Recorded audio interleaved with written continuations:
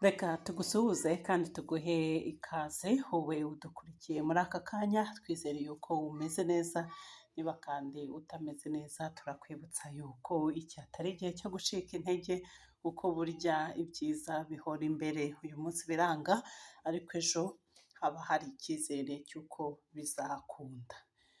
Ntabwo rero twatangira iki kiganiro tutabanje gushimira buri muntu wese wamaze gukora subscribe kuri iyi channel.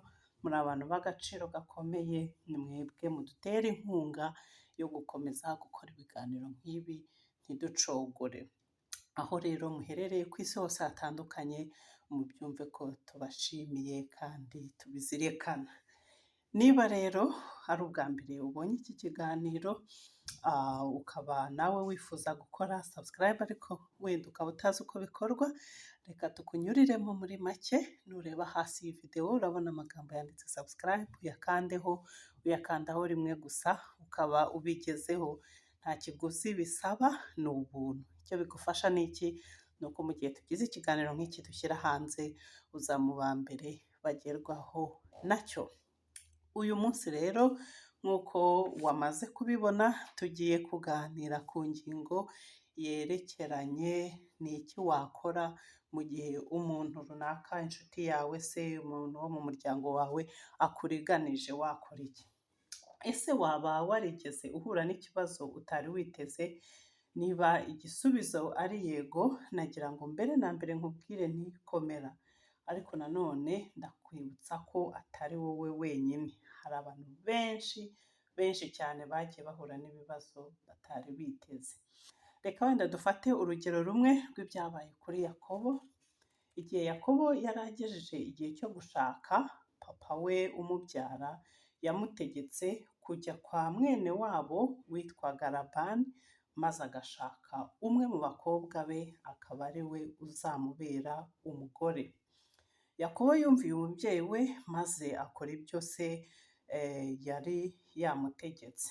Ava mu gihugu cye cy'i Kanani, hanyuma ajya kwa Labani wari ufite abakobwa babiri, ari bo Leya ndetse na Rasheli. Yakobo agezeyo amaze kubona ba bakobwa, yakunze umukobwa muto wa Labani ari we witwaga Rasheli, maze yemera gukorera Labani imyaka 7. Byumve neza, imyaka 7, it's not a joke, kugira ngo Labani azabone kumuha Rasheli maze amubere umugore. Ibyo nibyo Yakobo yumvikanye na Labani. Ariko se nyuma yo kumvikana byaje kugenda gute? Ibintu ntabwo byagenze nk'uko Yakobo yari abyiteze. Labani yaramuriganyije, maze aho kumuha Rasheli ahubwo amushyingira umukobwa we mukuru ari we witwaga Leya. Ahangaha ushobora gutekereza uko Yakobo yumvise amerewe. Yaguye mu kantu uko dukunda kubyita, ikindi arababara cyane, kuko yari yiteze kubona umukobwa yakunze ari we Rasheli. Byaje kugenda gute rero? Labani yemeye kumushyingira na Rasheli nyuma y'icyumweru kimwe, ariko nawe akamukorera indi myaka 7. Can you imagine that? Agomba nawe kumukorera indi myaka 7. Wibuke ko umuntu uri gukorera Yakobo bino bintu, cyangwa se urimo kumurenganya gutya, ni umuntu bafitanye isano rya hafi. Labani yari nyirarume wa Yakobo. Twihuse rero, byaje kugenda gute? Yakobo yemeye gukora indi myaka 7 kugira ngo abone na Rasheli. Ariko nabwo ntabwo byarangiriye aho. Labani yagiye amuriganya hagati aho ngaho. Muri make rero twavuga ko Labani yarenganyije Yakobo mu gihe cy'imyaka irenga 15 yose. Ese nawe udukurikiye muri aka kanya, waba urimo uriganywa n'umuntu wari wizeye, inshuti yawe cyangwa uwo mufitanye isano rya hafi, ukurikije ibyabaye kuri Yakobo urumva ko atari wowe wenyine. Umwanya ntago utwemerera gukomeza iyi nkuru, ariko icyo twakubwira ni uko Yakobo yabyitwayemo neza, arihangana, akora cyane, Imana imuha imigisha myinshi, ubuzima burakomeza, aratunganirwa. Nawe rero uri muri situwasiyo nk'iyo cyangwa se twabanza tukakubwira tuti komera, tukwihanganishe, wihangane, ukore cyane, ubuzima burakomeza. Ikindi Imana izakurwanirira nk'uko yarwaniriye Yakobo, iguha imigisha myinshi cyane. Ikibazo cyawe rero wikihererana, ahubwo gishyire mu maboko y'Imana. Ni aha ngaha turangirije ikiganiro cyacu.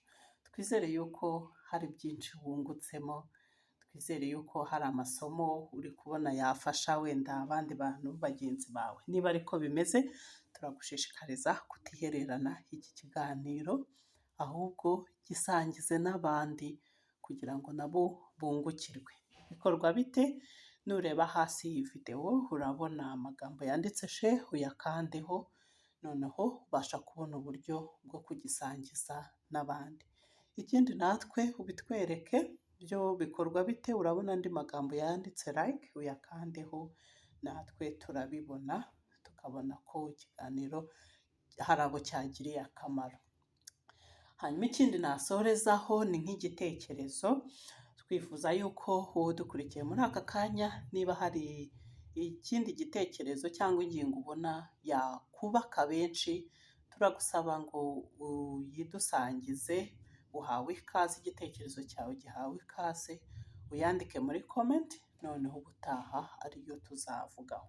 Twe kujya tugumya tubategurira, akenshi ntituba tuzi ngo mukeneye ibiki, ariko tugerageza gushyira muri rusange, tukareba muri rusange abantu bakeneye iki. So ibitekerezo byanyu rero ntimubyihererane, nabyo bihawe ikaze kugira dukomeze twubakane, dukomeze duterane inkunga. Nuko wakoze cyane rero wowe wabanye natwe kuva dutangiye iki kiganiro kugeza aho tugisoreje. Imana ikomeze ibane namwe, ikomeze ihire imirimo y'amaboko yanyu, mukore kandi mutere imbere. Bye.